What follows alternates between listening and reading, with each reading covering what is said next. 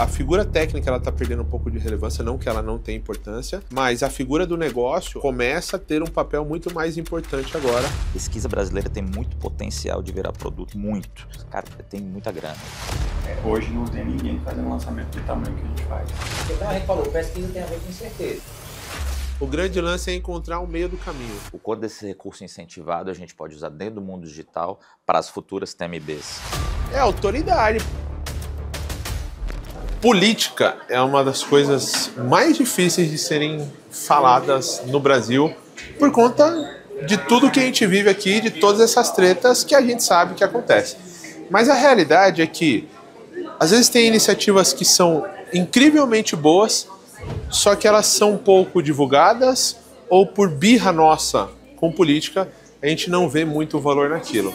A gente vai receber hoje aqui na nossa estrutura o Leonardo e o Paulo, que eles fazem parte da FAP do Distrito Federal.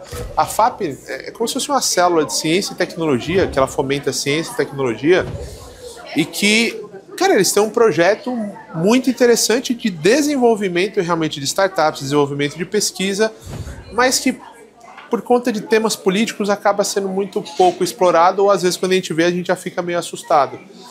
E a parte mais interessante disso é que o Elton, lá antes de eu conhecer o Elton, ele começou, ele recebeu investimento da FAP a fundo perdido, que é uma grana que o governo simplesmente disponibiliza para inovação, para desenvolvimento de tecnologia, para desenvolvimento de pesquisa, e o Elton foi um case da FAP. Então lá atrás ele recebeu um cheque, não lembro se era de 100 ou 200 mil reais. Essa empresa não deu certo, mas essa empresa fez o Elton ter uma série de descobertas, e essa série de descobertas fez o Elton ser o que o Elton é hoje. Então, assim, é muito legal esse tipo de iniciativa, mas, infelizmente, sempre quando a gente fala de coisas públicas, a gente sempre tem uma birra e sempre tem um grande bloqueio. E principalmente quando junta público e privado, a gente sempre tem o costume de olhar aquilo de um jeito e falar, será? Porra, não sei.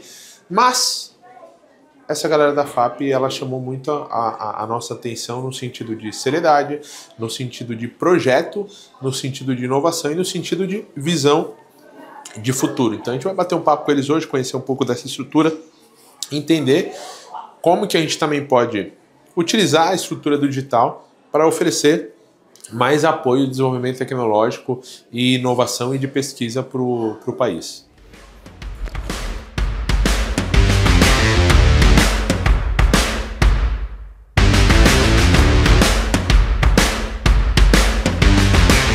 Projetos, vocês que tocam, por exemplo, aqui no estado de São Paulo, eu participei. Então, por exemplo, eu recebia dinheiro da fundação do Bill Gates lá para o Butantan, para tecnologia. Vinha via FAPESP, Fundap na época, e aí eles tocavam todo o projeto com o Butantan, que também é aqui do estado de São Paulo. Sim, você tem modelos distintos. A gente tem modelo hoje direto com o pesquisador, né? Então o pesquisador tem uma pesquisa de ponta na área da saúde, ele vai lá e aplica um dos nossos editais e recebe o recurso para custeio e capital. Então bolsa, investimento no laboratório, equipamento, tem esse modelo. Tem modelos também com as startups, que é o que a gente lançou lá, que é fundo perdido. A gente dá o subsídio para a startup, o Elton mesmo conhece bem. Basicamente é fundo perdido. E ele faz lá a prova de conceito, piloto, dependendo do eixo que ele está. Se ele está no eixo de ideação, ele recebe menos. Se ele está no eixo de aceleração, lá que é o fim, ele recebe mais, né? Então você tem modelos com a academia, você tem modelos hoje com o setor privado. Você tem modelos mais robustos, sei lá, com institutos, né, de pesquisa que têm projetos, né, mais amplos. Que aí não é o pesquisador, aí já é um veículo mesmo, um instituto, né, uma Embrapa da vida, né, enfim. Aí você deu o exemplo aí, como esse que você deu, Butantan, que tem um projeto, sei lá, de 10 milhões de reais ou de 15 milhões de reais para desenvolvimento de um... A gente aporta, né? Cara, tem muitas amarras ainda dentro da universidade, porque a universidade fica lá, o departamento, com... Tava contando dinheiro ali. Com um percentual grande da... Olha quem tá aí. Esse é o Renato. E aí, tudo bem? Tudo bom? Eu fui pro endereço errado. E aí, para calentar. É porque aqui eu pego o mesmo, tudo bom, prazer, Renato? Prazer, Nicolas. Eu pego sempre o mesmo retorno, E, cara, foi o piloto automático, velho. Aí tô eu na academia, tipo assim, passando em frente ao prédio da academia. Foi ótimo. Aí eu falei, eu acho que não é aqui, não. Voltando, a gente está vendo muito movimento, eu acho que é um momento atual legal da gente pensar, dos pesquisadores descobrindo o mundo do empreendedorismo. Porque essa coisa ainda, existe uma barreira, né? O cara não, é pesquisa, é universidade, é preconceito do viés mercadológico da coisa. Mas tem muito pesquisador de ponta, cara, hoje, com potencial de abrir assim, sua startup ou empreender, mas muitas vezes nem sabe como fazer isso, porque o cara tem uma mentalidade de pesquisa, o cara está ali, foi criado ali, fez mestrado, doutorado, pós-doutorado, mas muita coisa muito legal. E assim, que a gente tem ideologia também, né? Ele está ali muito acomodado, e a faculdade também, a maioria dos casos desses pesquisadores, eles têm um contrato com a universidade que é pública, que é basicamente a UNB, que chama dedicação exclusiva, eles têm DE. Entendeu? Então, quando o cara tem 40 horas de dedicação exclusiva, teoricamente ele não pode fazer nenhuma outra atividade, salvo a de pesquisa. E a iniciativa privada não pode investir para fazer pesquisa, Teoricamente tem né? que investir no laboratório, dentro da universidade, para ele fazer lá. Entendeu? Por exemplo, eu tive em Paris, aquela viagem que eu fiz, com um cara que é fantástico, ele fala da importância do transe para o ser humano. É um psicólogo e ele fala muito sobre o transe, parará, parará. E ele dizendo que ele até fazia atendimento, até para curar dor e tal, etc. Muita pesquisa, muito atendimento, e aí denunciaram o cara. Aí teve que abrir, ao invés de um consultório, teve que abrir um laboratório dentro da UNB, e ele atende, mas tudo vira pesquisa dentro do laboratório para ele. Mas quem define a aplicação da verba é a própria universidade. Então, assim, se eu como empresa falar, putz, eu queria financiar uma pesquisa sobre tal tema, eu não posso. Pode, aí você tem que ir na universidade, procura, eu quero financiar um E vocês não laboratório, podem captar esse orçamento, é isso? Tem alguns Esse É orçamento, isso. por exemplo, não pode. A gente está tentando mudar. Porque a FAPESP pede. até porque o critério dele, sei lá, da CAPES, lá no futuro do CNPq, vai ser quantos papers ele publicou, né, qual a relevância, e por aí vai. O sistema de incentivos que o cara vive é um sistema de incentivo de publicação, muitas vezes, de artigo, de paper, enfim. Né? E você viu o número de artigos científicos agora que estão sendo levados para aprovação por conta da inteligência artificial? Porque aí, pô, com inteligência artificial o cara escreve um artigo científico muito rápido. Então, assim, foi bizarro. Tem uma curva de evolução.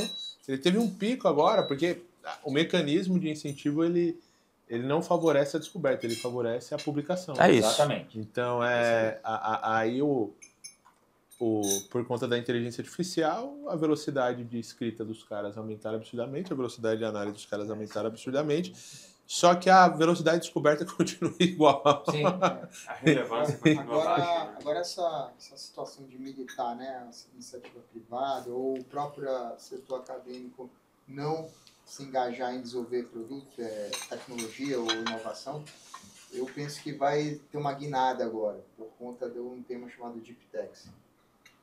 40% dos investimentos da Europa foram para Deep Techs.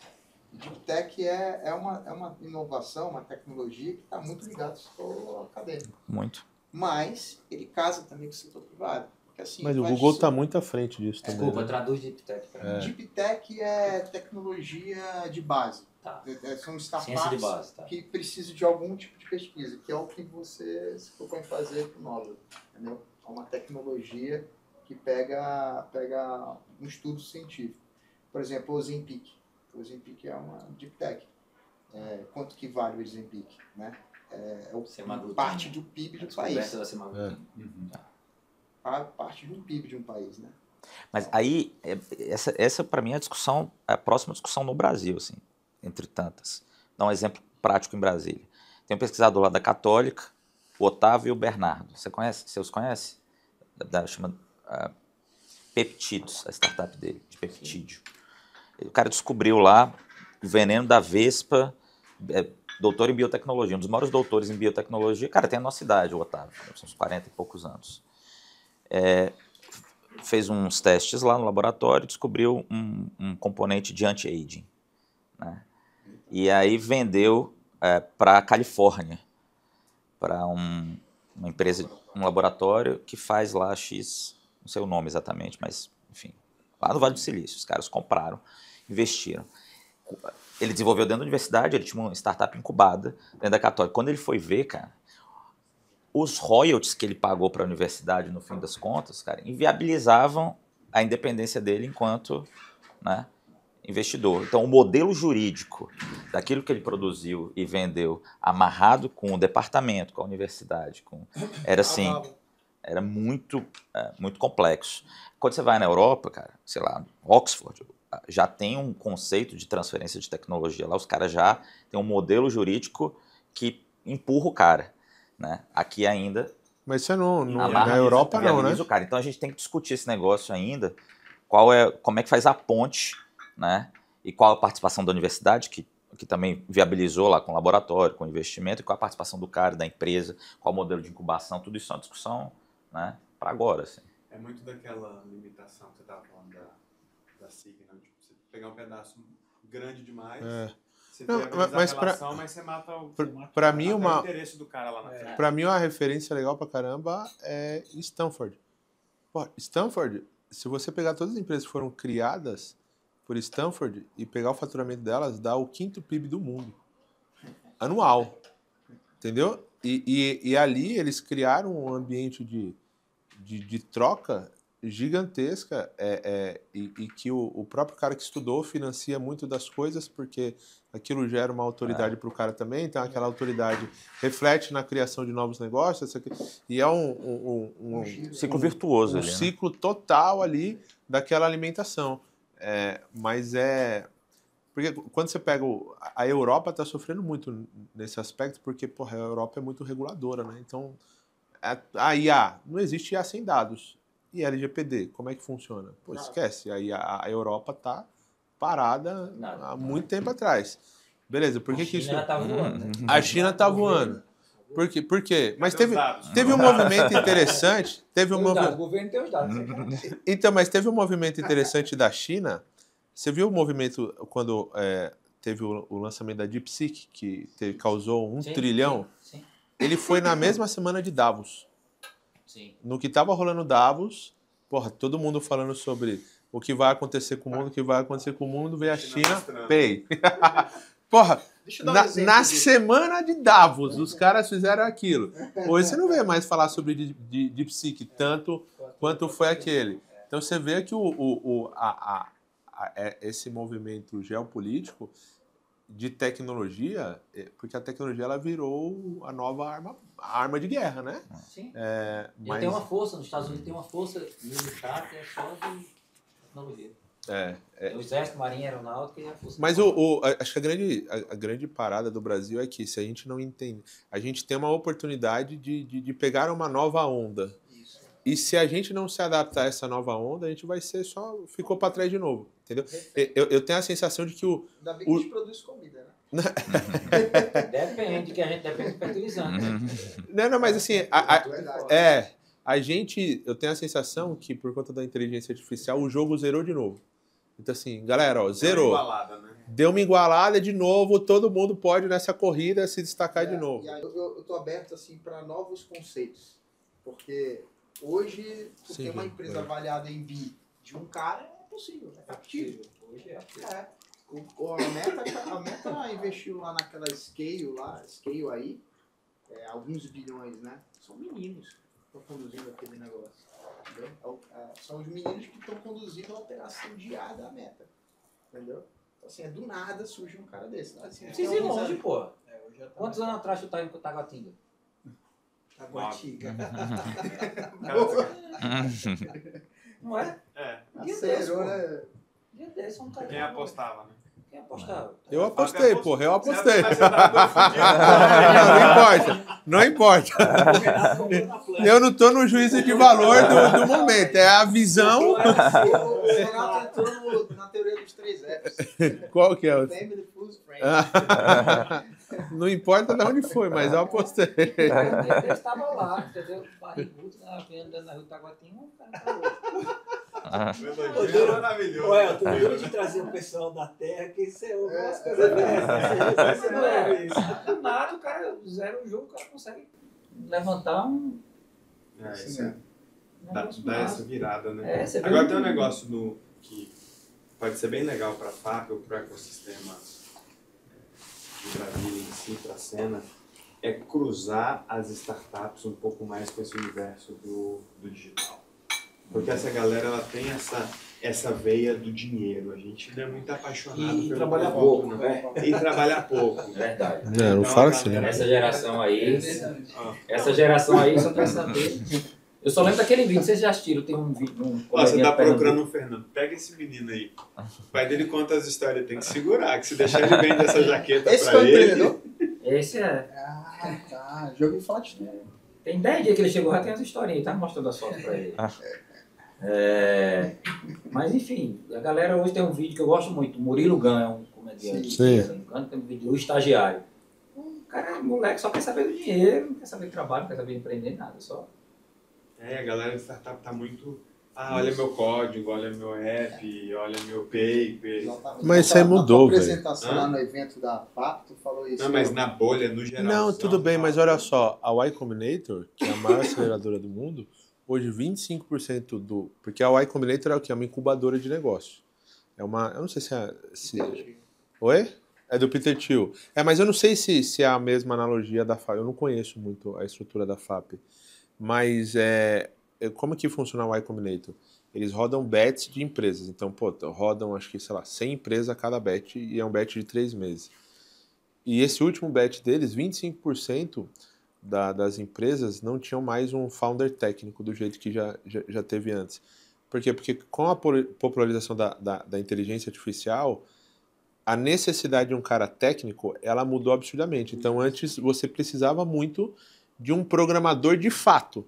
Hoje, cara, se você for fuçando, você sai programando minimamente alguma coisa para entregar um MVP mínimo. Hoje tem ferramenta que resolve já pronto. Sim, mas o maior, a coisa mais interessante sobre isso é que é o quê? Antigamente, por exemplo, vou pegar um médico. Um médico, ele é um cara super experiente na área de atuação dele e ele entende quais são os problemas daquele mercado. E às vezes ele tinha ideia muito boa, só que ele não conseguia aplicar aquela ideia.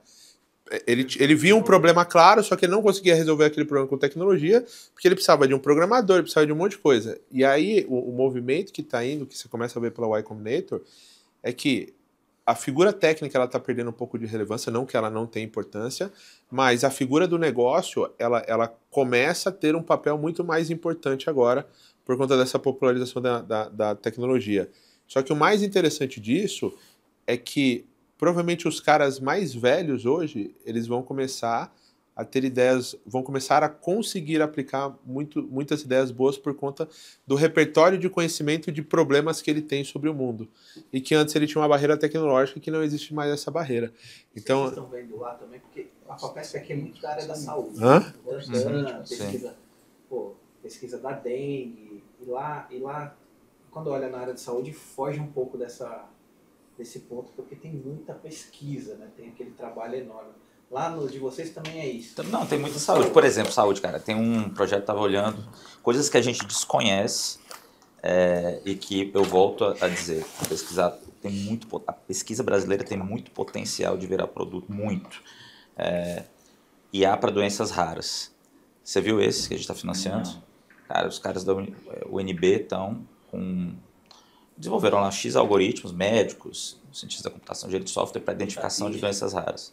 Então, sim, belíssimo. Muito na saúde, muito na área do agro, porque você tem um cinturão de agro ali, a gente tem algumas coisas com a Embrapa, bastante coisa com a Embrapa. O que mais? Agro, saúde. E de onde aparecem aquelas coisas, tipo o negócio do vinho lá, aquela cena do vinho, aparece de onde? Ele veio do setor produtivo. Do setor produtivo local. Eles vieram com a dor, falaram com a Secretaria de Turismo, Desenvolvimento Social, falaram com o governador. Do chocolate, volta do vinho. Eu estou incluindo isso aí no agro, né? O governador criou um GT do trabalho, com várias instituições públicas, secretarias, etc. E os vinhos de Brasília são bons, hein? São bons. Papo entrou, de Brasília. a gente entrou, pegou ali, apoiando, foi um programa que deu super certo. E aí eles são vitivinicultores, ou seja, eles produzem, engarrafam, verticalizaram tudo. Deu certo, o governador se empolgou com a ideia e agora a gente já está com a... Queijo agora. Trabalho do queijo agora. Queijo e cachaça. Começou assim, são 10 caras que se juntaram, 10 para cada um tinha 1 hectare, 2 hectares de uva. E aí foram, tinha o projeto, tinha ideia na cabeça, a gente apoiou para contratar enólogo, para barriga. A PDI vai criar um polo lá de ciência, né, para pesquisa, né? Essas fundações são muito na área de pesquisa científica e saúde, agro aí, então. E tem um mercado mesmo que a gente falou, né? Tanto na IA aqui que a gente falou de negócio, como infoproduto. E é um braço que, pelo menos que eu conheço um pouco aqui da turma da Fundap, da FAPESP, não entram nessa... Não entra porque a gente não visualiza. Não porque não se pode entrar, porque você tem uma cultura, enfim, que dá para quebrar, cara. Armadilha tecnológica, eles já estão montados numa estrutura e eles já são tão gigantescos. A FAPESP tem um orçamento que é de bilhões já. O orçamento da FAPESP acho que é 2 bilhões e 200 milhões. A FAPESP tem um orçamento e recebe dinheiro de fundação de fora. Né? Então assim, a FAPESP é uma coisa gigantesca que já está focada. Como a gente ainda está começando, né, quando a gente entrou na FAP, eu digo Grupo Ibanez, eu já chamo Ibanez, a FAP ainda era uma amálgama. Tanto que o Ibanez costuma dizer que a FAP só não aparecia nas partes de ciência e tecnologia, aparecia nas partes policiais, dos jornais. Então, a nossa ideia é transformar. Então, a gente tinha um orçamento de 400 milhões, mas a FAP executava 18, 20. Bem pouco. Entendeu? Então, mas caiu por para quê? 180, mas a gente executa. É 100 e pouco, né?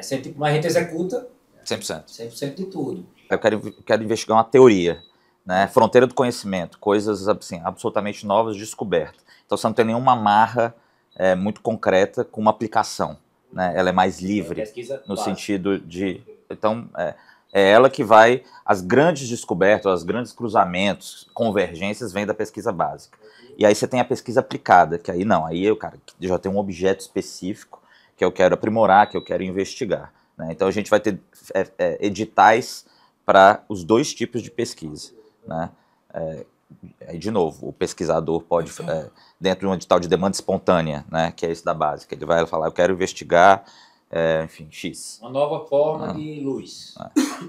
Tem o LED, eu quero investigar uma nova forma. E aí você vai ter um edital lá, um outro do agro, que o cara fala, não, a respeito do vinho, né, aplicado, né, a semente, né, melhoramento aqui do solo, né, usando tal e tal coisa. E vou te entregar, né, X. A dupla poda. Mas aí tem um edital para isso? Como é que é? São editais. Por exemplo, no DF você faz dupla poda da videira.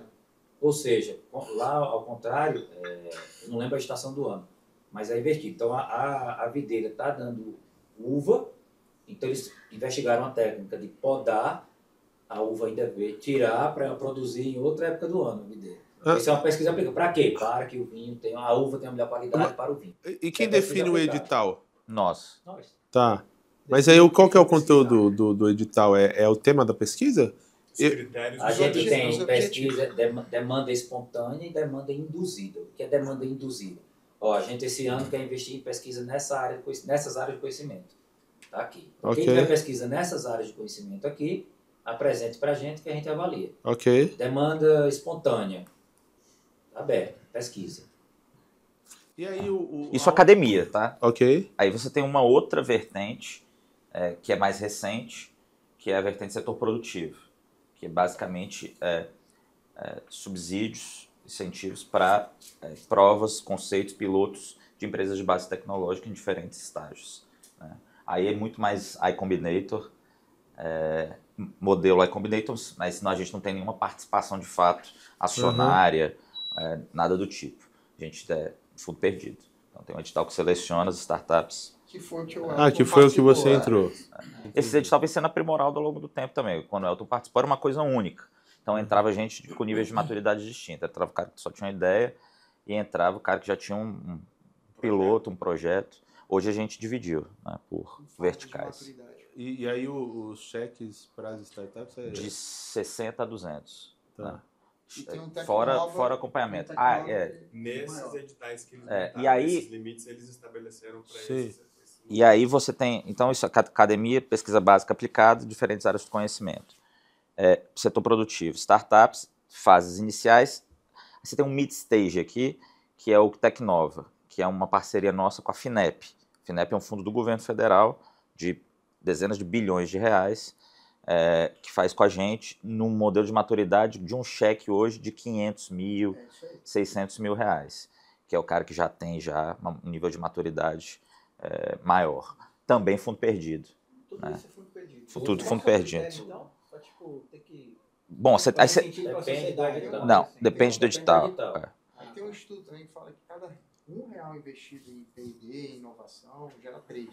Então, assim, é o fundo perdido para o governo, fala assim, a gente não está jogando dinheiro no ralo. A gente sabe que desse pool aí de projetos vai retornar para o Estado, né? Mas aí a gente depende do edital. Tipo, quem pode aplicar é um verbo que está na moda agora, né? Não é mais se inscrever, é aplicar. Quem pode aplicar para isso, teoricamente, é um pesquisador vinculado a um instituto, né? Um professor doutor normalmente, ou aí a gente tem mudado isso para não ficar restrito só aos professores doutores. A instituição pode ir, a empresa pode ir, o empreendedor sozinho pode ir, ou às vezes a empresa com o professor doutor contratado da empresa e não o inverso. Entendeu? A gente está mudando esse... E qual que é a contrapartida desse caso das startups?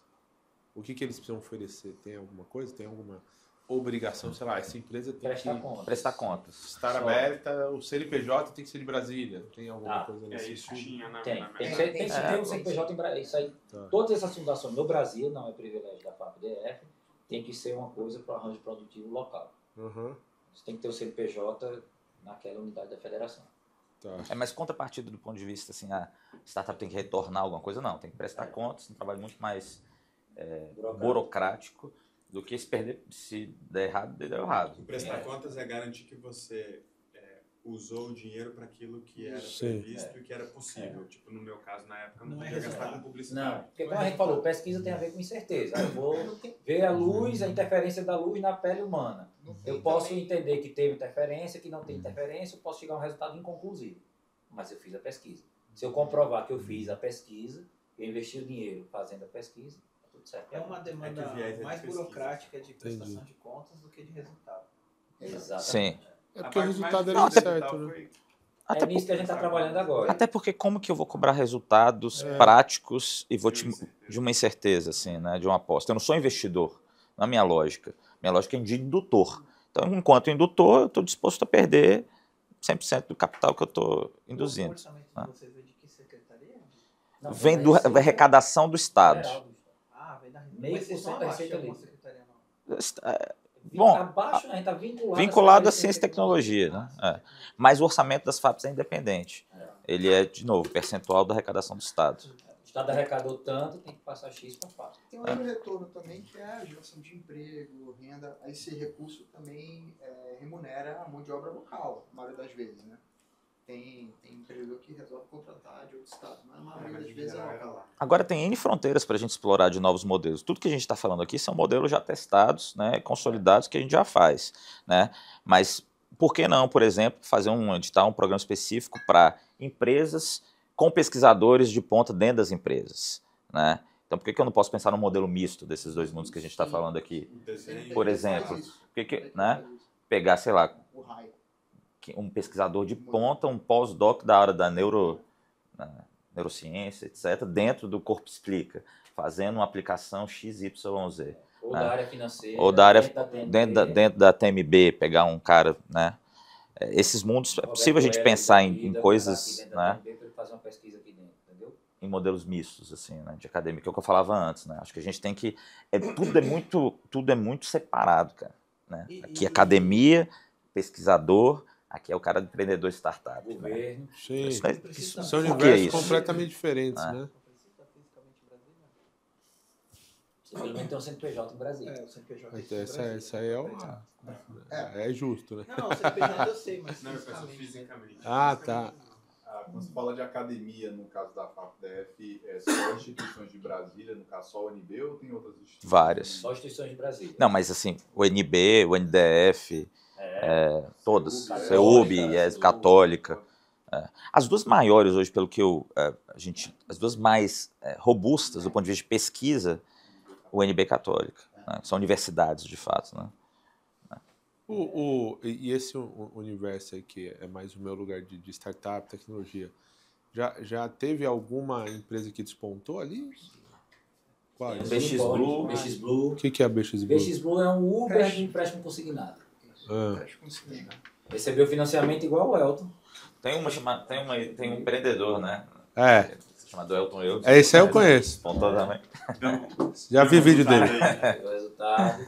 E assim, muitas vezes o investimento é direto, o resultado é direto, muitas vezes é como o seu caso. Entendeu? A BX Blue recebeu o nosso investimento, despontou. Muitas vezes acontece como no caso do Léo, recebeu nosso investimento, não deu certo, mas aí ganhou a experiência para... a outra ideia deu certo. A BX Blue hoje é um unicórnio. Legal. Então, cara... Hoje está aqui em São Paulo. Aqui. E o quanto... E o quanto... Até o negócio do React pode ser legal lá, porque eles têm... Onde fica a FAP hoje, é no Parque Tecnológico, é um lugar tipo esse aqui, e eles têm um prédio lá todo integrado, todo meio aberto, onde fica... Tem algumas startups, tem o Sebrae, tem um negócio bem... Tem o banco. Bem gringa ali, sacou? Tem. Ali é bem legal. São dois blocos, um é toda a parte digital do DRB, e o outro é um térreo, mais 3 pisos. O térreo fica o Sebrae Lab, né? No primeiro piso fica a parte de tecnologia do Detran, e o resto ficam várias startups, ou institutos, ou associações ligadas à tecnologia. Fica o Biotic, que é o responsável pelo parque tecnológico, o terceiro andar fica a gente. E tem um outro modelo, cara, que esse é um modelo muito bacana de se pensar, que ele é meio hermético, ele é fechado, mas tem muito dinheiro disponível, dinheiro federal, que é o modelo que a gente chama de ICTs, né? Que são como se fossem ONGs, né? Mais focadas em ciência e tecnologia, por isso o nome ICT, Instituto de Ciência e Tecnologia. Privado ou público? Privado ou público, né? Cara, aí você vai olhar, tem muito edital e muito recurso específico para esse tipo de arranjo jurídico que muito pouca gente conhece hoje. O que o ICT faz? Ele capta recurso privado, muitas vezes, para desenvolver pesquisa de ponta e aí diversos incentivos fiscais. Então, por exemplo, Instituto Eldorado. Cara, tinha lá Motorola, Nokia, uma porrada de empresas gigantes. Instituto Eldorado, de lá. Tem lá também. Tem lá também. E aí eles, cara, tem um arranjo jurídico onde esses grandes grupos empresariais podem investir em tecnologia. Aí cada setor tem leis gerais, né? Lei da informática, lei do bem, mas tem leis específicas para setores específicos também. Telecom tem lá suas leis, finanças tem lá seus incentivos. Esses caras criaram um arranjo, investiram conjuntamente, criaram um instituto super especializado em pesquisa de ponta para o setor de telecomunicações. Então, esse veículo, ICT, neste caso o Instituto Eldorado, recebeu e recebe todo ano dezenas, centenas de milhões desse arranjo produtivo de telecom para fazer pesquisa de ponta. Recebe fundo privado ou público também? Recebe os dois. Então eu tenho hoje ICTs que recebem, como o Eldorado, muito recurso privado e também eu, enquanto FAP, posso apostar nesses ICTs também dentro de uma pesquisa XYZ. Passa a ser a executora daquele projeto. Exato. Isso é legal. Curiosidade, esse recurso da FAP vem de onde? Arrecadação do Estado. 0,5% da receita líquida de toda a arrecadação. Tudo que arrecada com tributo. Super qualificado, com corpo de engenheiros e tal, e aportou 10 milhões de reais neles para fazer um centro de inteligência artificial. Então, a FAP vai financiar em 2 fases, 5+5, um início de um programa de inteligência artificial. Então, eles estão adquirindo agora o hardware, nada muito, né? Nada muito, porque esse supercomputador, né? Mas um conjunto lá da NVIDIA, enfim, 2 conjuntos, servidor e tal, com um corpo de as licenças de software, diversas camadas de software, e um corpo de engenheiros, 72, da engenharia, do direito, de diversas áreas, para trabalhar desafios locais nossos do governo com IA. Então, isso está sendo executado por um ICT, nesse modelo que eu falei. É um Instituto de Ciência e Tecnologia, uma ONG com fins estatutários de desenvolvimento, pesquisa e inovação. Não é o governo direto executando. Então o cara vai chegar lá num grande hospital e falar assim, meu ICT aqui está desenvolvendo pesquisa da saúde, você tem interesse de aportar aqui X milhões, né, na área da saúde para desenvolver um tomógrafo ultra high-end? Aí ele fala, não, beleza. Então, tem esse caso mesmo? Não, esse caso é real. Então o cara vai, em vez de ele aportar X, ele vai deduzir do imposto de renda, né? E no fim das contas ele não gasta. E o cara vai viabilizar esse investimento para ele, entendeu? Tem indústria que tem benefício do IPI, e elas têm que retornar um pedaço de investimento em P&D. 5% de faturamento bruto. Você tem uma forma até da economia tributária. Tem um cálculo lá. Agora, tem um benefício, que é o quê? 2,7% desses 5% você pode investir também em FIP, em fundos. E aí você tem o ICT público, que também ele capta recurso público. E aí você tem outra lei, uma lei da informática, outra chamada do bem. Lei do bem. É o maior estímulo de inovação do país. São 50, 40 bis. Aquele dinheiro que você pagaria de imposto, basicamente, ele é dedicado a empresas de lucro real, que possuem lucro. Em todas as tempo. E aí você consegue abater um pouco, pelo menos. Você abate. Não, se você olha a quantidade de incentivos que a gente tem hoje desconhecidos, cara, e operacionaliza isso dentro de uma estrutura, cara, tem muita grana aí, entendeu? A lei de incentivo à cultura mesmo. Só pra você ter uma ideia, lá na Católica, que o Risman mencionou, que é a Universidade Católica no Brasília, tem um prédio lindo, lindo, lindo, Vale do Silício, da Apple. Eles formam... lindo o prédio da Apple. Top. Eles formam, tipo assim, 100 jovens por ano em tecnologias da Apple, usando o benefício da lei da informática. A Apple Academy chama. Apple Academy. Só que eles não podem divulgar, é proibido, a Apple não deixa. Mas é por conta Ele de não uma política divulga, da mas Apple. lá você pode entrar. Eu sou de Brasília. Quase ninguém sabe disso. O jovem se candidata, é selecionado, ele recebe um Apple Watch, um MacBook, um iPhone. E tem que desenvolver aplicativos para assim, antes dele terminar. Mas quem financia isso? A Apple. Então, Com recurso incentivado. Com benefício. Ah, tá. Entendi. Ele ia pagar imposto. Inclusive é um ambiente que não é velado, assim. Eles nem publicizam. Não pode. Cara, eu cheguei lá e eu falei... A Apple não pode. Política da Apple. Tá, ela da não Apple. quer. Ela não quer, por política dela, ela não faz. Cara, eu fiquei louco com isso. A primeira vez que eu fui lá, eu falei assim, vamos trazer a Globo aqui, pelo amor de Deus. O que é isso, cara? Parecia, não, sem sacanagem, Vale do Silício. Negócio assim. Não é difícil, não. Você tem um professor lá que coordena, a reitoria tem lá, enfim... Tá numa área de projetos especiais deles lá, você pede a visita e você conhece. Cara, eu fui lá, sério mesmo, eu falei que tem que trazer repórter, né? Tem que mostrar que a gente tem isso aqui. Eles mandam não pode. Mas qual que é a dificuldade de execução de orçamento de vocês? Que você falou, pô, você tem um orçamento de 400... Cara, burocracia de governo, aí depende da gestão, né? Depende da gestão. A burocracia era pré-ibanês, a FAP era um cargo total 100% político, para fazer política, então... Exatamente. Tá, mas gestão. A dificuldade era só gestão mesmo. Visão, gestão, enfim. Porque aí se não usa esse orçamento, volta? Volta, esperável. Voltava tudo. Entendi. Perde e depois fica menor. Volta não, volta. Não foi nem por isso, foi uma questão jurídica mesmo. Porque a lei, a própria Procuradoria do Distrito Federal entrou com ação constitucional que alteraram a lei, mas a lei era de iniciativa do governador, não era de iniciativa da Câmara dos Deputados, aí anularam a lei. Ibanez é o... Governador. Cara, outra coisa que é muito legal, aí fugindo de FAP, que é um movimento que a gente testou lá na secretaria, que dá pra gente pensar também, é misturar o mundo digital de vocês com a política pública de inclusão na ponta. A gente fez um programa lá, uma política pública de popularização da ciência.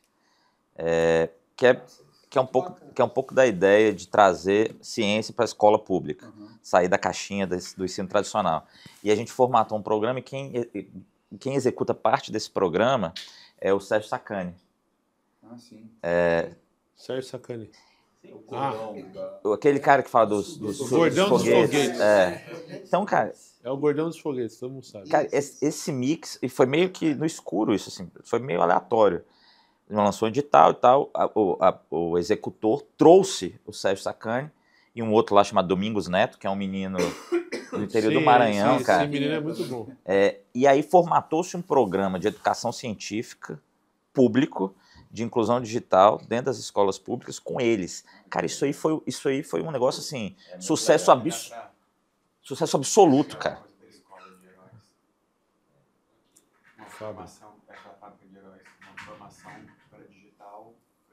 E é isso financiado pelo governo, né? Evidentemente, né?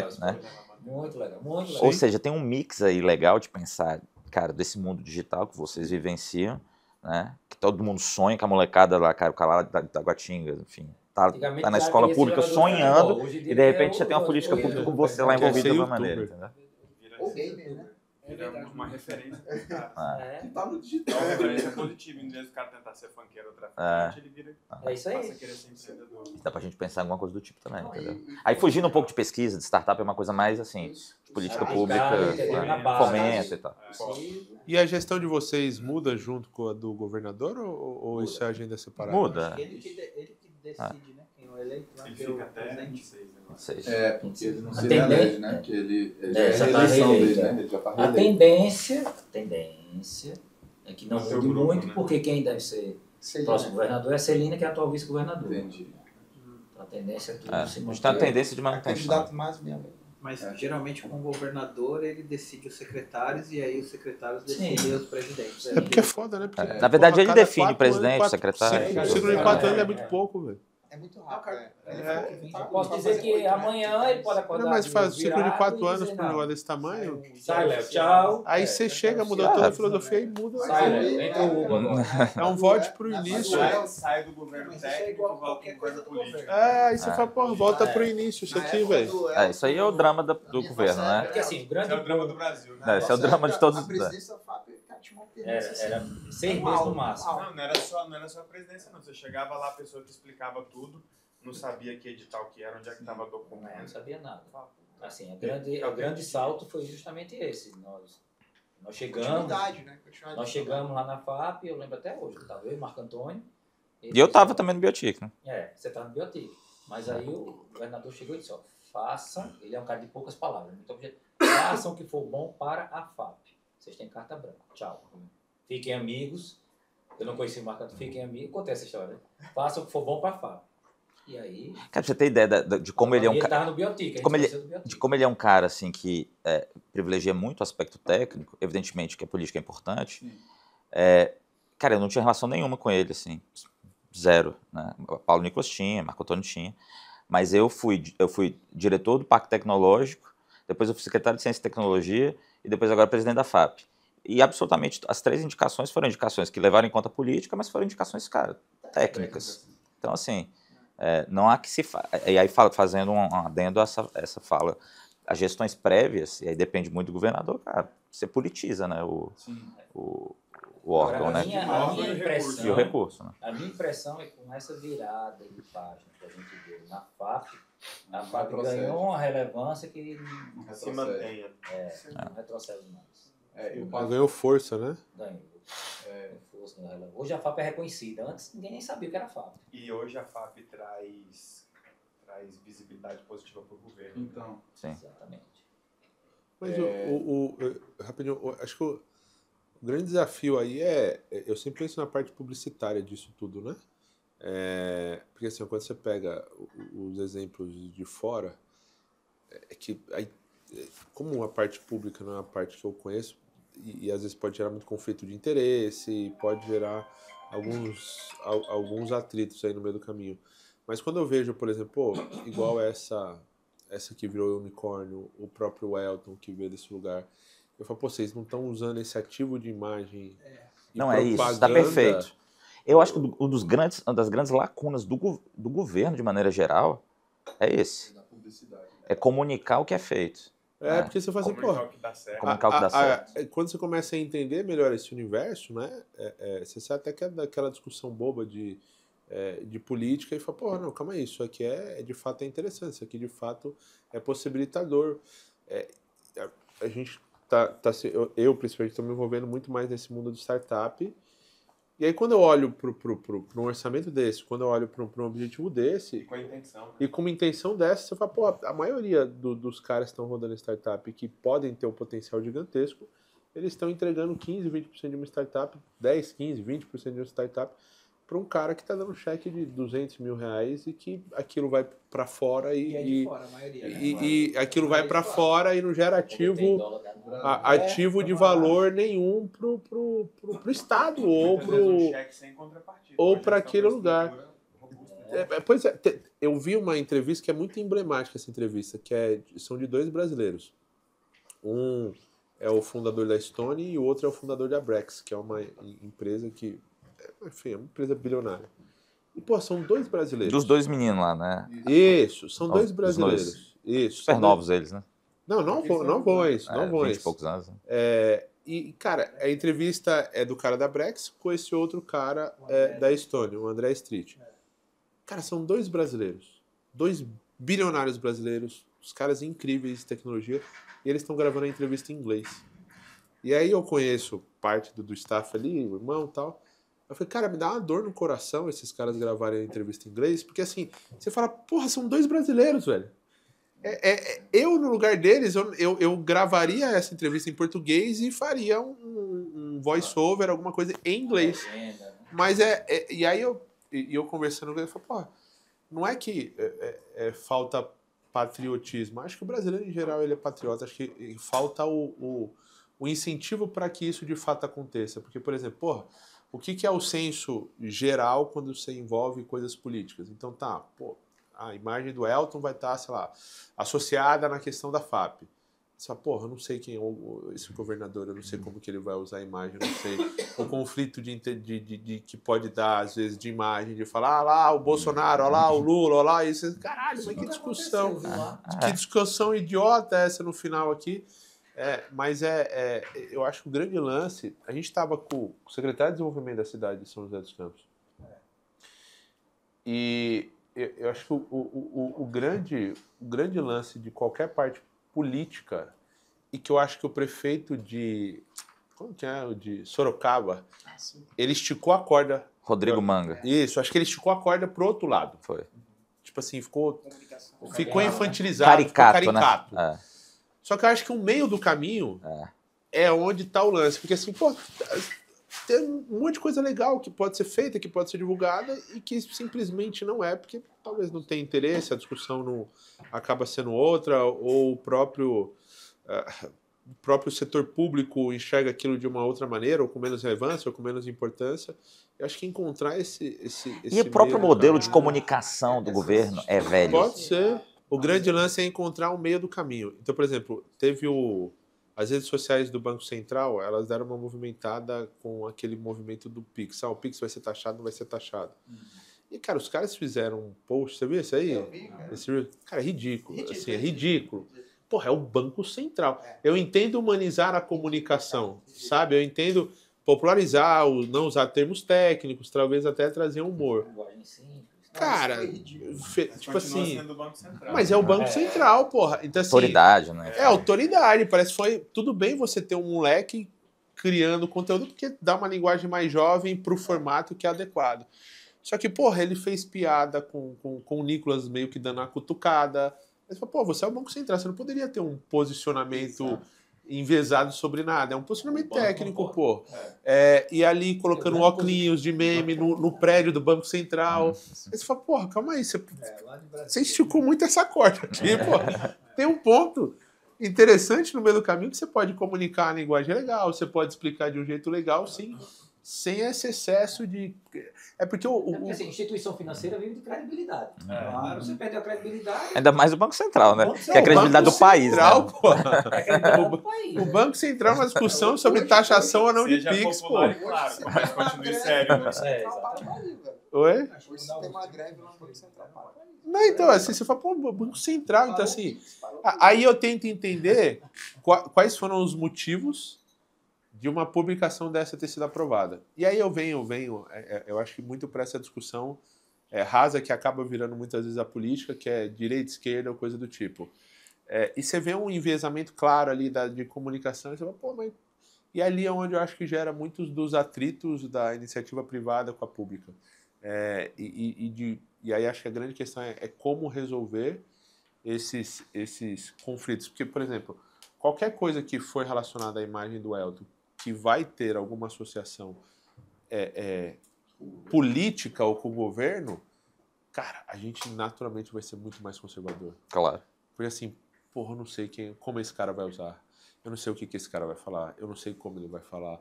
Porque eu não sei o que vai acontecer amanhã. Aí mudou o governo, e aí mudou tudo. E aí, do nada, o Elton virou fascista. Mas como é que foi isso? Não, porque politizar, o cara estava envolvido nisso, naquilo. Então, acho que para o empresário, acho que o grande lance é como resolver esses atritos. E eu não sei nem se tem solução de fato para esse tipo de coisa.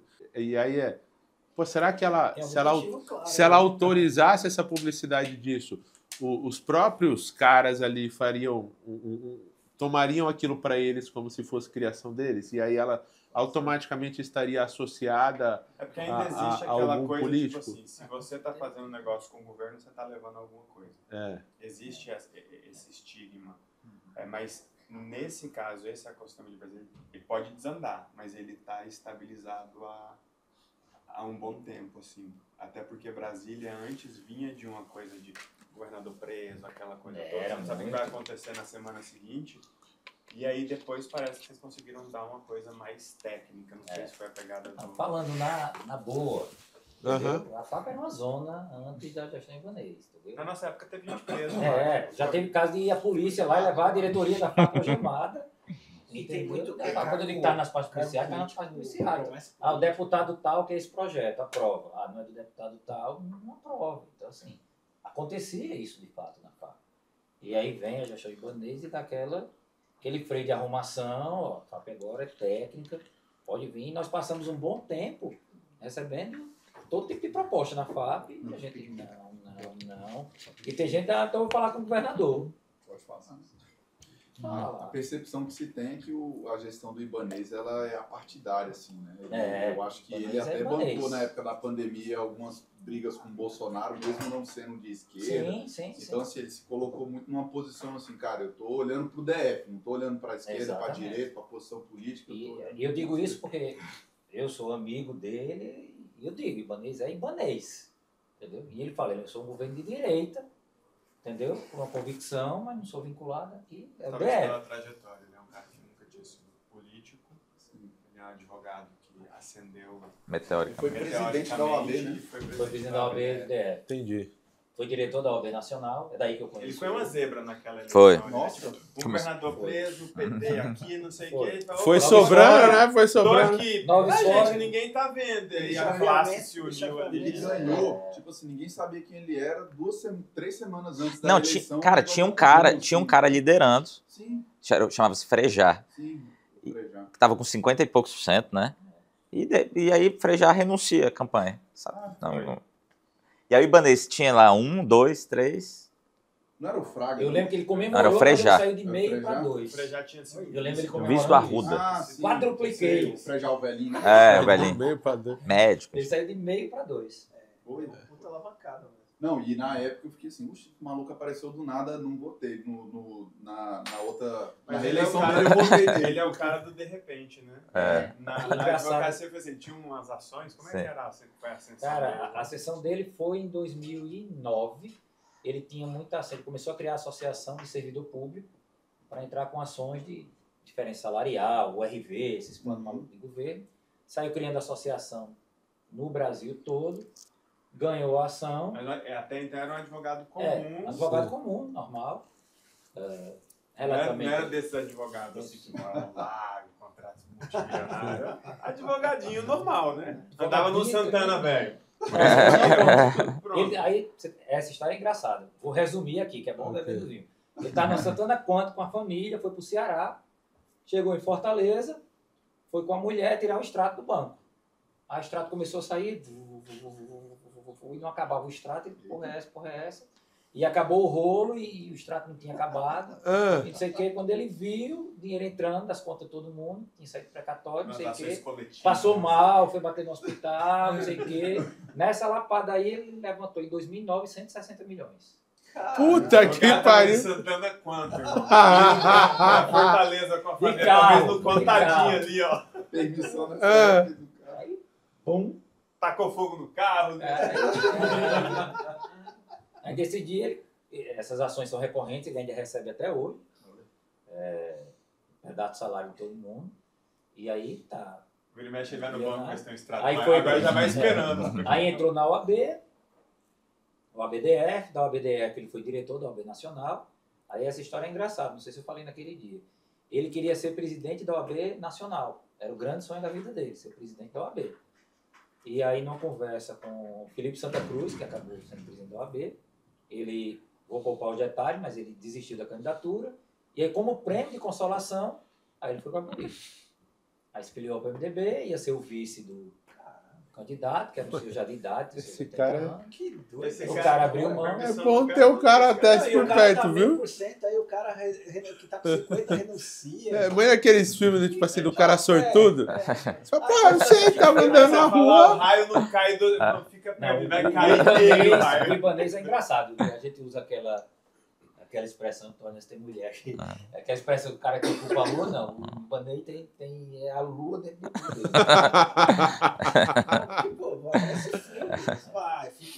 Não, porra, mas o Valdetário conta uma história muito engraçada dele. O Valdetário é um cara que foi presidente do AB Ceará, que é do nosso grupo também, e hoje trabalha dentro do escritório do Ibanez, foi secretário do governo, ele trabalha lá dentro do escritório. Ele diz, rapaz, o Ibanez é um cara que eu nunca vi, não. Tipo, o escritório deles é um prédio que fica do lado do CNJ. Só a gente quer ir aqui no CNJ, né? Qual é o que o cara normal faz? Eu faria. Saía da sala, pegava o elevador, descia, ia até lá, sobe o elevador e chega no gabinete do CNJ que quer. O Ibanez não, ele vai abrir a janela aqui, vai pegar uma lança, amarrar uma corda, joga a corda lá, entendeu? Vai dar certo, a corda vai pôr. Bora, vamos embora, Valdetário. Aí vai aqui se equilibrando na corda. Bora, porra, tá com medo? Seja homem, rapaz. E vai e chega lá mais rápido que todo mundo. Todo mundo dizendo que vai dar errado. E todo mundo caiu no meio do caminho. Porra, o que aconteceu aí? E nisso ele chega até a mala. Porra, e ele lá. O Ibanez é um dos caras mais inteligentes que eu já conheci. De pouquíssimas palavras. Se você não conhece ele, acha que ele tá com raiva de você. Ou que ele quer conversa. Ele tem uma cara muito fechada. A gente fica aqui numa mesa dessa conversando, ele vai ficar aqui mexendo no celular. Sei que. Mas tá. Você já tinha sido secretário nos governos anteriores? Não, eu estava como diretor do Parque Tecnológico nessa época. Mas eu sou do governo federal, servidor de carreira já há muitos anos. Nessa área de inovação, tecnologia, cidades inteligentes. Sempre nessa pauta. Ele sempre foi da pauta. Eu sou do direito, você sabe. Mas você era advogado antes? Eu sou advogado. Sou de Alagoas, morava lá. Minha mulher também é advogada. Você já era amigo do Ibanez antes? Então, vou chegar aí. Aí minha mulher foi a primeira presidente da OAB do estado de Alagoas. Na época, era a única presidente da OAB do Brasil. E aí eu era o único primeiro-damo. Eu assumi esse papel do primeiro-damo. Foi uma promoção muito engraçada. Isso é outra história para contar também, enfim. E aí, como único primeiro-damo, acabei me ficando amigo de todo mundo da OAB. Conhecia todos os presidentes, todas as primeiras-damas. Porque quando tinha os encontros, eu recepcionava as primeiras-damas e eu saía com elas. Minha mulher ficava... Os presidentes, as damas e os damos. Era assim mesmo, até hoje é um grupo. Então, minha mulher se reunia com os presidentes, ficava lá trabalhando, eu ficava passeando. Em shopping, mercado de artesanato. Sempre perguntaram de crochê, tricô, esse negócio, eu sei aquele artesanato de Alagoas, fibra de coco, macramê, essas coisas eu conheço. Mesma aposta então, né? Oxi! Não, aí eu que organizava tudo. Eu era o primeiro-damo, eu fiquei amigo de todo mundo. Nessa época eu fiquei amigo do Ibanez. Muito amigo dele. Ele já era diretor. E aí nessa fase pré-final de governo, você continuou com o pé no acelerador normal? Normal. Assim, no segundo semestre, historicamente, o segundo semestre de um ano eleitoral é sempre um semestre mais complexo, porque entram muitas limitações legais. Tem regras, né? De você não promover, né, o governo. O governo, enfim, o governador, o candidato. Então a gente tem algumas... Por exemplo, a gente faz muito incentivo a eventos. Né? A FAP se tornou talvez o principal, né? Hoje veículo de apoio a grandes eventos de inovação na cidade. O Innova Summit, Campus Party, gente que toca. Então, esse tipo de coisa, por exemplo, já reduz muito, né? A marca institucional do governo. Não traz aquele aspecto eleitoreiro. Exato. Diminui, mas não significa que não aconteça. E muitas vezes a gente já se precave prevendo isso. Por exemplo, nós temos um projeto de mestrado para servidores do governo. Então, nós lançamos a primeira turma ano passado, deveremos lançar a segunda turma esse ano. Aí qual é a ideia? A gente já está no contrato desse ano, a gente já vai contratar 2 turmas. Uma para esse ano e outra para o próximo ano. Mas o contrato já está sendo feito desde já.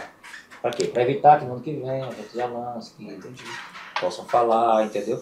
Então a turma começa no segundo semestre agora, de 2025, e a outra turma vai acontecer Às vésperas das eleições. E esse negócio da Apple foi feito quando lá? Não, o da Apple, a católica é privada, né? Mas foi feito quando? Quando? Já deve ter... Acho que mais. Acho que uns 10, Eles têm, se eu não me engano, mais de uma dezena no Brasil. Só que eles não divulgam. É isso que eu falei. Agora sim, eu não sei qual é o motivo da não divulgação. Não acho que é o motivo de... É porque não acho. É um motivo... É uma política da Apple que a Apple não divulga nada, na verdade, né? Você não sabe nada da Apple. A construção comercial deles não tem essa amarração. Você pode ver, eles não investem na marca, na divulgação da marca. Eles investem no produto. Cara, por que não pensar num modelo como esse pro digital? Pro mundo, cara, digital. Que, de novo, você fez um pouco isso aqui, dada as devidas proporções, com o TMB, né? Tu olhou um modelo do digital, uma lacuna e criou.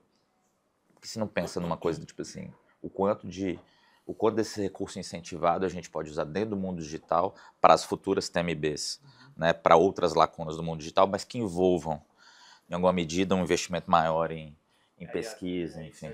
É um mercado economicamente bem interessante para o Brasil. E a maioria é serviço, né? É porque, assim, historicamente, quando você pensa em relação com o governo, essas grandes estruturas já tradicionais, sei lá, indústria automobilística, cara, esses caras são experts em tudo. A sobrevivência deles, eles mentalizaram isso em determinado momento do tempo. A sobrevivência da cadeia, o crescimento da cadeia, o fomento da cadeia, depende muito da relação deles com o governo. Né? Depende dessa facilidade construída. Exatamente. Então você tem uma indústria tradicional, tipo automobilística, sei lá, outra qualquer, petroquímica, né? Energia. Cara, esses mercados, tradicionalmente, eles já têm muita presença. E grande parte, não tenho dúvida, grande parte da lucratividade deles vem dessas relações e das estruturas de incentivos e das regras que eles vão criando. Cara, o digital não faz isso hoje, né? Dá para puxar o movimento mesmo né?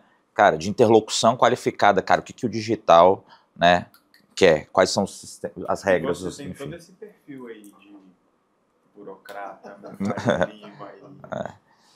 entendeu? Eu trabalhei com governo muito tempo. Eu trabalhei em governo já.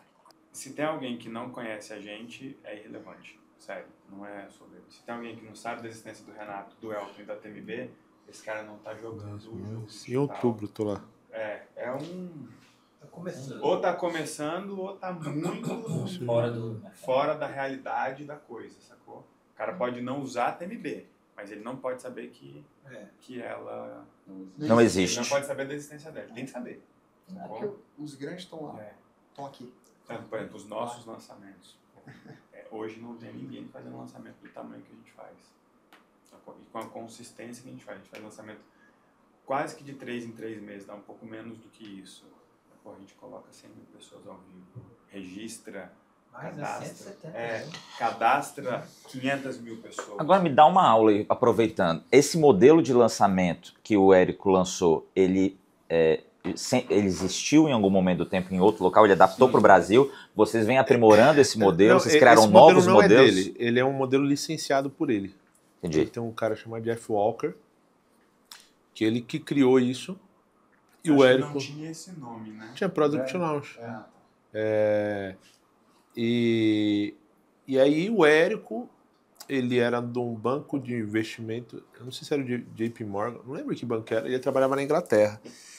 E uma das coisas que ele mexia muito era com ele e o irmão dele com leilão de imóveis.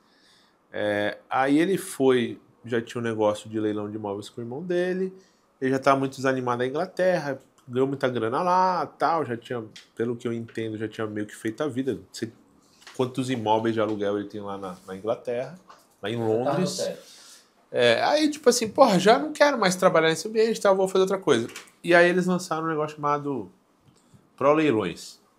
Ele usou a estratégia desse cara que ele não tinha, ele tinha o Pro Leilões, tal, tava andando, e aí ele foi numa imersão desse cara que é o Jeff Walker. E ele viu aquilo e falou, pô, isso aqui parece legal, vou aplicar no Pro Leilões. E ele começou a aplicar, começou a dar resultado, e falou, cara, eu vou trazer isso pro Brasil. E ele licenciou a Fórmula. Aí ele chegou no Jeff Walker e falou assim, quero levar pro Brasil. Isso, quero licenciar e levar pro Brasil. E ele licenciou, só que hoje, cara, ele é assim, 100 vezes maior que o Jeff Walker. Tipo assim, é bizarro a discrepância. O Érico, ele faz evento aqui em São Paulo no final do ano para 9, 10 mil pessoas, empresários, pô. Entendeu? Essa galera, ele que abriu esse mar do digital. Então, Renato é dessa leva. A grande nata do mercado, lá atrás, fez o Fórmula de lançamento. A equipe dessa galera fez o Fórmula de lançamento. E se não fez o Fórmula de lançamento, está fazendo o curso de lançamento de alguém que fez o Fórmula de lançamento. Mas a base do modelo é a mesma até hoje? Ou vocês aprimoraram, enfim? Assim? Aprimorada, né? É que assim, ó, o conceito e as premissas, eles são os mesmos. O que vai mudar é só meio que a forma de fazer, tá? Mas a premissa do que ele é e quando você olha para a origem, ele continua sendo a mesma coisa. E ele tem um respeito no mercado, porque é o seguinte, tem muito cara que usa o Fórmula de lançamento exatamente como para vender um outro troço de lançamento. Tipo assim, é bizarro. O cara não usa a estratégia dele para vender o curso de lançamento dele. Ele usa a estratégia do Érico. Ou seja, um pirâmide. Já o Érico, ele usa o que ele ensina para vender o que ele ensina. E ele está na internet há todo esse tempo, falando a mesma 12 coisa, anos. ensinando a mesma coisa. Se você entrar lá, ele vai te ensinar o que é audiência, o que ele é o cara o que é lead. E ele consistência. Né? Cara, ele é um nível de consistência bizarro. Olha só, ele fez um evento. O Eric, ele passou por todos os ciclos do digital no sentido de percepção de mercado. Então ele foi o cara inovador, depois foi o cara, não é mais tudo isso. Foi o cara que percebeu, porra, voltou. E o Eric, ele passou pela resistência do tempo, né? Quando você passa pelo tempo, porra, o tempo é uma aprovação forte, né? E hoje você pode não gostar dele, mas você não tem como não respeitar ele por tudo que ele fez e por tudo que ele faz ainda.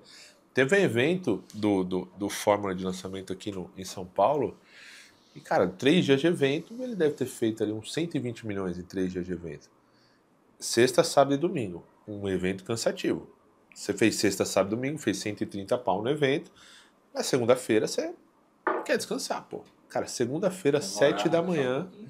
Segunda-feira, 7 da manhã, ele tava fazendo um live no Instagram com 80 pessoas ao vivo e falando o que é lead, explicando. Cara, é um nível de psicopatia, velho. Porque assim... Você pega essa história com a história dele no digital do Brasil, com essa ideia de levar isso também para a periferia, para a base, para a escola pública, tem tudo a ver. Que tudo a ver, cara. Aqui a gente tem os Renato Russo do digital. Exatamente. Já gostei, ó. Pega aquela coisa emprestada. A gente já foi a cidade do rock. A gente não é só a cidade do Spooler. A gente já foi a cidade do rock. Não pode ser a cidade do digital. E aí tem toda a questão do parque digital. Não, e tem um dado, eu não sei qual a relevância desse ranking, tá? Mas eu tenho usado ele nas minhas falas constantemente. Não. E se for uma relevância ruim, não me contem. Cara, saiu, peguei no desse G1 da vida, Metrópolis, que Brasília ganhou. Você viu esse dado? 4. Não. Tem a melhor cidade do mundo para os nômades digitais. Fizeram uma votação. Não, mas tem que ver quem votou nisso aí. Acabei de falar. Porque o nômade... Eu já comecei... O nômade digital é o cara que saiu. Eu já comecei falando, não sei a relevância, mas estou usando. Então, aí saiu lá vários dados, né? Ganho de Dubai, ganho de Londres. Mas por quê? Aí eu fui olhar, né, a metodologia. Porque considera também custo de vida. Então, o cara olha lá o preço de um café ou o preço de uma refeição em Londres e Dubai, o preço em Brasília, dolarizado, evidentemente que... Né? Mas aí tem lá, exposição ao sol, museu, praça, qualidade da internet, tem uma segurança, que Brasília é muito seguro. Então, pancada de coisa, Brasília ficou lá em primeiro. Eu peguei isso, botei debaixo do braço... Não, qualquer oportunidade que eu tenho, eu falo. Brasília... Só não fala que é só plano piloto. Mas então, assim, pega esse dado também em série, traz o Érico, começa a criar movimento, cara. Tem uma cena forte. E o Érico, ele nasceu em Brasília também, né? Então acho que tem... Você nasceu em Brasília? Toda aquela história de a mãe, meu filho, vai fazer o concurso público. Que todo mundo vê. Nossa, quebrar essa narrativa, ser é poderoso. Mas o lugar que não é só de concurso público. Eu sinto que diminuiu muito. Vamos lá? Vamos? Bora. O que vocês combinaram aí? Vai, Marcelo. Vamos, Marcelo. Tá bom. Depois vamos dar um pulo na aliança, mostrar o estúdio, mostrar um pouco da operação lá. A gente falou muito, eu quero conhecer também, né? As operações de vocês. Eu tô com o carro... Já rodou com eles aqui? Conhecer PJ, né? Eu tô com o carro fácil aí, precisa de quantos carros? Também tem 2, carro. 4.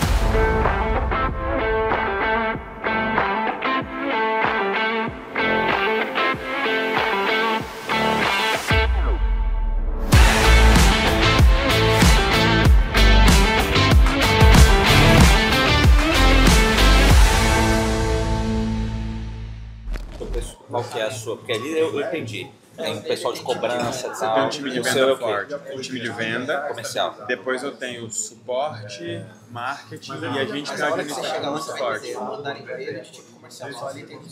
O forte no comercial. Forte suas filosofias do venda. Primeiro vende. Então, para mim, a gente vai fazer um evento em janeiro. Então, a gente só está dependendo de eu definir o nome e a narrativa para vender. A gente põe nome, narrativa, página e vende. Tá indo bem. Vende mais. Não tá indo bem. Corrige. Então a gente só sobe aquilo que foi vendido. Então um dos objetivos de estar também no ambiente de startup, por quê? Porque no ambiente de startup você tem muito cara bom que a ideia dele é ruim. Você acha elfo. Então a gente quer estar nesse lugar de você, puta, esse maluco tem talento. Mas ele não sabe. Dá 3 meses que ele aprende. Tipo assim, se ensinar tráfego pra esse maluco aí, semana que vem ele vira e fala. Ele montou uma loja de relógio, de copo e de precatório. Se você está vendendo precatório, tô aqui, fiz um tráfego para achar quem vende, achar quem compra, tô usando viva o PT. Isso dá para você formar rápido. O difícil é formar CEO rápido. O grande lance é a gente desenvolve 2 motores. Um motor de aquisição de talentos.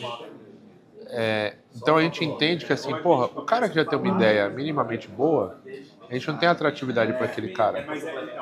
Porque, já tem muito... É um mercado minimamente que já tem outros ambientes que já tem um marketing mais forte, já tem uma captação maior, já tem um track record grande. Então, pra gente, não adianta eu querer trazer o cara que tá rodando ou que tá com alguma ideia boa. Depende, irmão. Assim, tem um ecossistema também, né? Não, tudo bem, mas dentro disso, o que eu... Um aquário, né? Não, tudo bem, mas...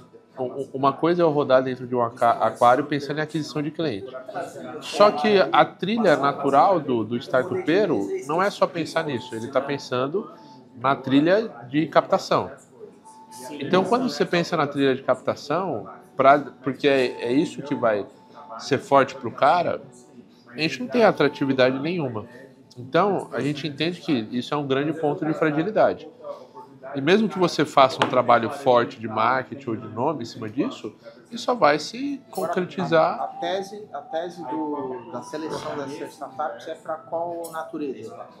Para qual área que tu iria? Para financeira, para área de marketing? Então, olhando segmento aí. Eu não estou olhando segmento. Tá. Entendeu? Então, assim... E talvez isso aconteça no futuro, que a gente vai lá, aqui tá melhor. Porque se isso fosse uma definição, fica fácil. Porque tu tem soluções que vão ser incorporadas naturalmente no teu negócio. Sim, e aí nesse desdobrar de soluções, vai ter coisa que a gente vai falar, cara, isso internaliza, não tem demanda, mas, cara, resolve um problema interno. Vai ter empresas que vão nascer e que ela não tem um potencial de uma trilha de startup, mas pode ser uma empresa lucrativa, e vai ter empresa que vai quebrar, vai ter todo o formato. Mas o grande lance que a gente entendeu é que não adianta a gente querer trazer ideias boas. Que, cara, entendeu? É trazer e desenvolver pessoas para isso. Com a fala que tu trouxe lá de trazer uns molecões, uns garotões, cara, eu acho que você poderia encarar isso como RH. Então, foi o que a gente chegou, depois de muita discussão, eu estava conversando com a Lê e tal, e quando a gente desenhou o processo de aplicação e seleção, Eu falei, cara, isso aqui é massa. Porque qual que foi o ponto de partida? O Ale, ele estudou naquela escola francesa de Dev, não sei se você conhece, Escola 42, acho que é o nome dela. E que ela é uma escola muito massa, velho. Tipo assim, tem todo um ambiente, tem todo um ecossistema. Só que ele é uma prova que, tipo assim, ele é um negócio que ele avalia o teu progresso e a tua evolução. Então, pô, se você chegou lá, e qual a evolução você teve, não qual foi o resultado final que você teve. Então, pô, se você chegou lá, sei lá, nota 5 e saiu nota 8, o cara que chegou nota 0 e saiu nota 5, ele teve muito mais progresso que você, então ele tem muito mais reconhecimento que você. E nesse desdobrar a gente começou a discutir isso, aí começou a discutir o programa de training da Stone, aí começou a discutir um monte de coisa, e falou, cara, isso aqui é uma solução de RH foda. Porque esse processo de seleção e captação rodando bem, porra, vai ter um monte de moleque bom para trabalhar. Se você tiver essa intenção internalizada de RH, eu acho que faz muito mais sentido. Por quê? Quando o Arthur falou para mim anteriormente sobre um modelo tipo Startup Weekend, um modelo de hackathons, não? Você conecta jovens em momentos diferentes. É muito difícil você ter um alinhamento para aquilo permanecer depois do que você realizou. Entendeu? Tipo assim, se você faz um startup ligado a times, você mete a times já estabelecidos, os caras já têm um relacionamento, aí faz mais sentido no que tange a sustentabilidade, entendeu? Sim. É uma matemática muito, muito aleatória a garantir que eu vou aportar um dinheiro numa startup que participou de um hackathon e ela permanecerá, entendeu? O grande... Quando a gente está desenhando, o hackathon entrou na pauta e a gente estava muito fixo do hackathon. Só quando a gente foi explorar um pouco mais, eu falei, cara, hackathon aqui não vai servir para nada. Porque o hackathon, eu gosto do formato do hackathon, do tipo assim, resolveremos esses problemas. Quando eu tenho clareza de quais problemas eu quero resolver, puta, vira qualquer coisa. E aí a gente falou, não faz sentido. Tá, mas faz sentido ter um processo de seleção que seja presencial, talvez. Nesse processo a gente passe testes, passe integrações, até para que a gente já comece a ver, tipo assim, característica, como que esse cara se junta, como que não junta, para que quando ele venha para cá para passar 30 dias, já tenha alguma coisa rolando, entendeu? E aí foi... Só que no fundo, ele vira uma solução de RH para o quê? Para o que a gente quiser fazer.